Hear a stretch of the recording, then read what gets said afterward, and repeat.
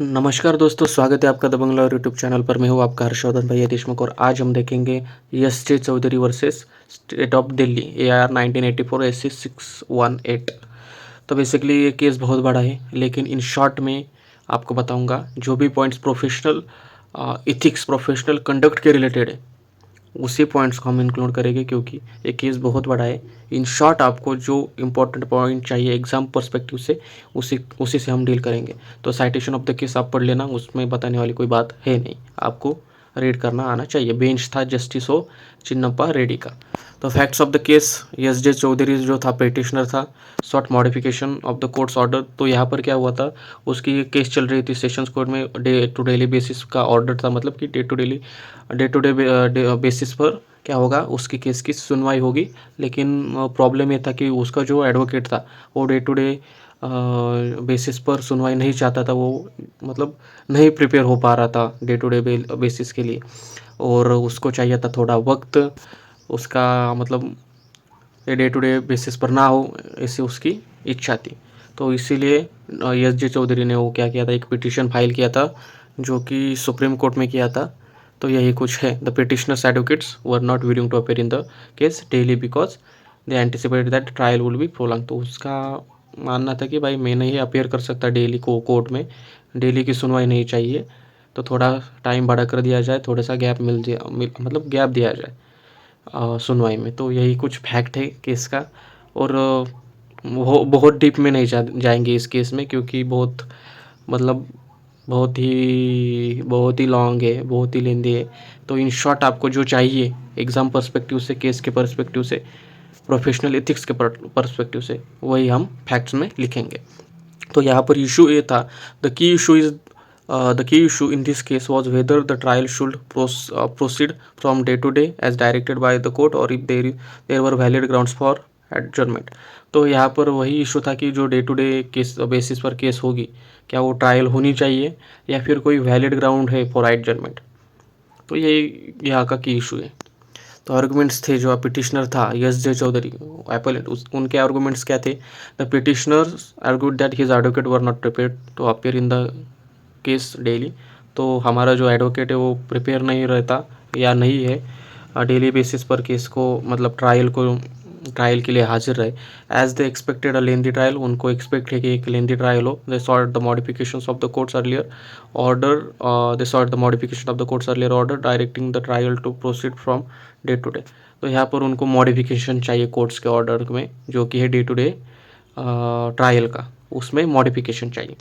तो फिर रिस्पोंडेंट जो स्टेट है दिल्ली एडमिनिस्ट्रेशन, उनके क्या आर्गूमेंट से, the respondent did not agree with the petitioner's request for modifying the court order.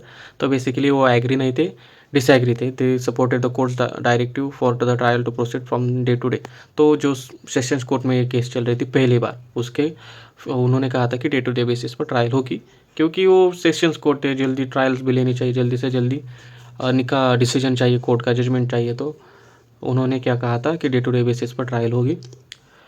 तो वो उसी व्यू को उन्होंने क्या किया, उसी ऑर्डर को रिस्पोंडेंट ने सपोर्ट किया कि भाई चाहिए हमें डे टू डे।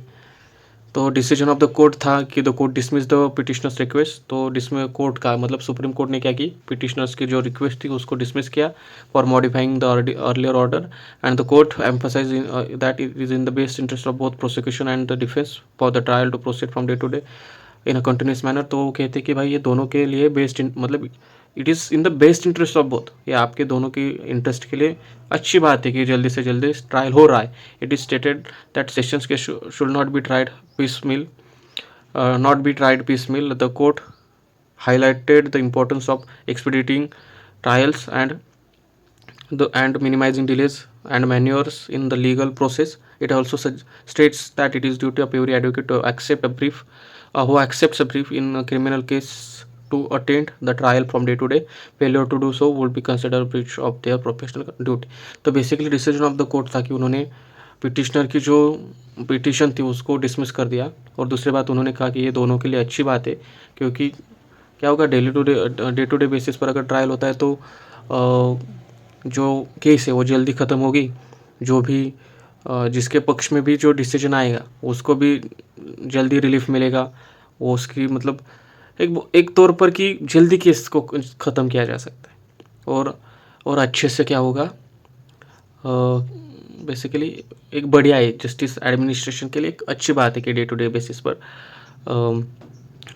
जो ट्रायल हो एंड जिससे कि क्या होएगा, मतलब क्या होगा कि मिनिमाइजिंग डिलेज को मिनिमाइज किया जा सकता है। It also state that and ये क्या है, हर it also state that it is duty of every advocate who accepts a brief in a criminal case to attend the trial from day to day. तो ये advocate की duty है कि वो क्या करे, ट्रायल के लिए डे टू डे हाजिर रहे, अटेंड करे उसको। And failure to do so, वो फिर क्या होगा, वो एक क्या होगा, ब्रीच होगा, breach of their professional duty का वो क्या होगा, ब्रीच होता है। रेश ऑफ द केस वही, मतलब समअप करके लिखने का, द की रेश of this case is that sessions trial should be proceed from day to day in a continuous manner from their inception to conclusion. Sessions जज should only adjourn a trial for the shortest possible period and on the strongest possible grounds, and advocates have professional duty to attend the trial from day to day, and for failing to do so would be considered a breach of their duty।